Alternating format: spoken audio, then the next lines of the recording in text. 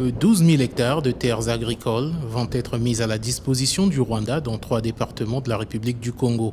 C'est l'une des principales résolutions prises en vertu des accords conclus entre les deux États au terme de la visite officielle du président rwandais Paul Kagame et ses ministres des Affaires étrangères et des Finances du 11 au 13 avril 2022 en terre congolaise. Le leitmotiv de la visite de Kagame au Congo, c'est pour venir justement signer ces accords.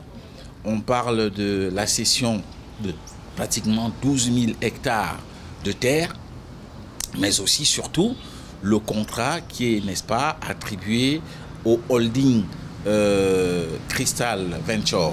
Et on parle quand même de plus de 110 milliards de francs CFA qui seront versés par Kigali pour donc racheter les zones industrielles de Maluku. La République du Congo compte 10 à 12 millions de terres arables, dont moins de 5% sont exploitées pour une agriculture vivrière. Par ailleurs, les deux chefs d'État ont assisté aux signatures de 2 accords, 3 protocoles, 2 mémorandums d'entente et une convention de concession dans le domaine agricole. Les attentes, le Rwanda voudrait bien capitaliser cette expansion et ce hub qu'il vient de créer au Congo-Brazzaville. Je vous rappelle que la seule ambassade qui existe pour beaucoup de pays en Afrique centrale, en dehors de Kinshasa, c'est Brazzaville.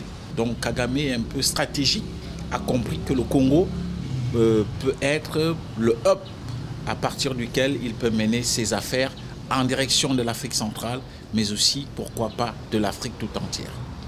Paul Kagame et Denis Sassou Nguesso ont demandé à leurs gouvernements respectifs de s'activer à l'élaboration des plans d'action pour débuter l'exécution des accords qui ont été conclus. Le chef d'État rwandais a achevé son séjour en République du Congo par la visite des sites culturels, industriels et agropastoraux à Oyo dans le département de la Cuvette. À travers cette visite, les deux chefs d'État veulent désormais démontrer le potentiel de la coopération Sud-Sud au service du développement de l'Afrique.